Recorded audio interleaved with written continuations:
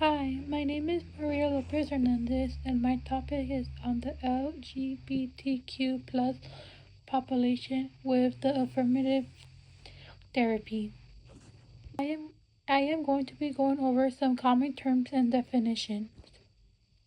Affectional orientation is one emotional, physical, sexual, psychological, and spiritual bond with others. Biphobia is a negative attitude towards an individual who is bisexual. Cisgender is someone's sex assigned at birth that matches their gender identity. Cis-normativity is assuming everyone is a cisgender or a majority of the status for cisgender individuals over the other gender. Gender expression is how individuals express their gender. Gender identity is how someone feels about their gender.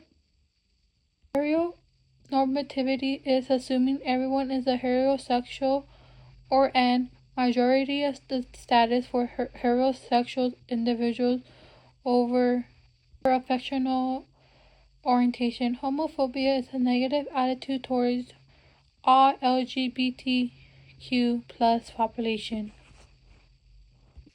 LGBTQ plus is lesbians, gays, bisexual, transgender, queer, questioning, and beyond to include intersex, agender, asexual, poly, pansexual, demisexual, and so on.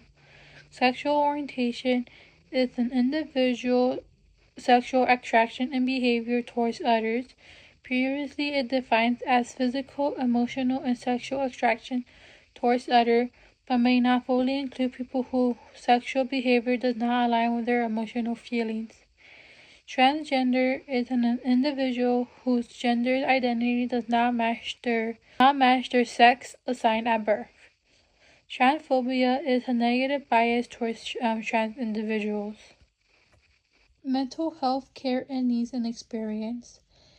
The mental health needs of the LGBT plus community have been overlooked. Some of the health focuses on these communities are sexual health issues like HIV and AIDS. Individuals of these groups is associated with high rates of mental illness than the general population. While homosexuality was removed from the DMS earlier, transgender individuals had to continue advocating for the elimination of gender identity disorders as a mental health diagnosis. This change finally occurred in 2023 with the publication of the DMS-5, which replaced the label with a gender dysphoria.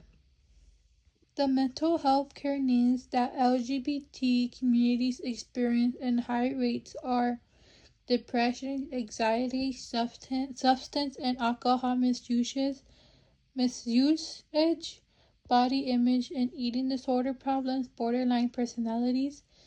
LGBTQ plus individuals frequently experience homophobia, biphobia, transphobia, monosexism, heterosexist bias in the mental health settings. In a study, participants reported facing dual barriers while managing mental health concerns while also navigating minority stress related to their identity. Many described feeling ignored, dismissed, or mistreated because of their sexual orientation or gender identity. These negative experiences often felt individuals feeling silenced or fearful when seeking or utilizing mental health services. Mental health statistics in the United States with the LGBTIA plus population. The Shriver Project 2024 U.S. National Service on the mental health of the LGBT plus young people identified the experience of more than 18,000 LGBT individuals from the ages 13 to 24 across the United States. In this survey, the suicide risk was 39% of LGBTQ plus people considered attempting suicide, and 12% of the LGBTQ young people attempted suicide in the past year. On this little graph, I put it had the percentage of the sexual orientation of individuals and if they considered suicide or attempted suicide in the past year. So gays consider suicide in the past year was 35%, and attempted suicide in the past year was 11%. Lesbians consider suicide was 38%, and attempted suicide was 10% for lesbians. Bisexual was considered suicide in the past year 37%, and bisexual attempted suicide in the past year was 10%. Queer was 41% considered suicide in the past year, and 12% attempted suicide in the past year. Pansexual was 47% considered suicide in the past year, and 16% attempted suicide in the past year. And asexual was 33% considered suicide in the past year, and 9% attempted suicide in the past year.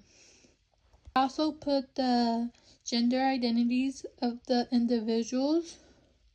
For example, transgender men consider suicide 52%, and attempted suicide 18%, and transgender women was 47% who considered suicide and 14% who attempted suicide in the past year, and so on. It has like different genders identity as cisgender men, cisgender women, non-binary, genderqueer, or people who are questioning who consider suicide or attempted suicide in the past year. Anxiety and depression. About 66% of the LGBT youth said they recently experienced anxiety. This includes 71% of transgender and non-binary youth, and 58% of cisgender LGBTQ plus youth. About 53% of the LGBT youth reported recent depression symptoms as well. This includes 59% of transgender and non-binary youth, and 44% of cisgender of the LGBT plus youth. So I also put a little chart right here with the experience symptoms of anxiety and experience symptoms of depression with the individual sexual orientation. For example, I'm going to go over a few. Gays experience symptoms of anxiety was 57%. Lesbians experience symptoms of anxiety 67%. Bisexuals experience symptoms of anxiety was 65%. Queer was 70% who experienced symptoms of anxiety, and so on. And who experienced symptoms of depression was gays was 46%. Lesbians was 52%, experienced symptoms of depression. Bisexual experienced symptoms of depression was 51%, and so on with the other sexual orientations. I also did put the gender identities of who experience symptoms and anxiety symptoms of anxiety and depression. So cisgender men experience anxiety symptoms was 48%, and symptoms of depression was 39%. Cisgender women experience anxiety of 64%, and cisgender women's experience depression was 46%. Transgender women was 67% of anxiety and 57% of depression. Transgender men was 72% of anxiety and 61% of depression, and so on with non-binary and questioning gender identities. What is affirmative therapy? Affirmative therapy is a counseling approach that validates and supports a client identity. It is designed for individuals from the diverse community like the LGBT community. The goal is to create a safe and non-judgmental space for clients to feel respected. Therapists use this approach to build self-acceptance and recognize the social stigma in the community. How does this therapy help? In a study with 184 lesbians, gays, bisexual, and queer, the LGBT clients found that sessions of their therapist's affirmative practice were associated with high psychological well-being, and the quality of the therapeutic relationship of alliance and trust helped this association. When therapists actively affirm a client's identity, they feel safer and trusted. Promoting healthier coping strategies as social skills. It also improves long-term psychological outcomes as it reduces depression, anxiety, and distress. It also validates identities of other clients, supporting clients by embracing their identity and helping them and helps with damage and validations.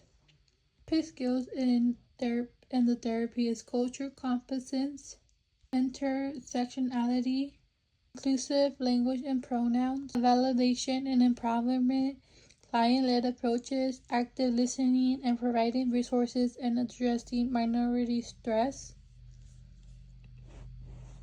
I also put some resources for anybody who may need them, like the LGBT National Hotline, the Trevor Project, the Trans Lifeline, National Suicide Prevention Lifeline, the SAGE Hotline, the Los Angeles LGBT Center, the Trans Wellness Center, G-Safe, Yellow Brick Road, the WI Transgender Health, Room to Be Safe, the National LGBTQ Hotline,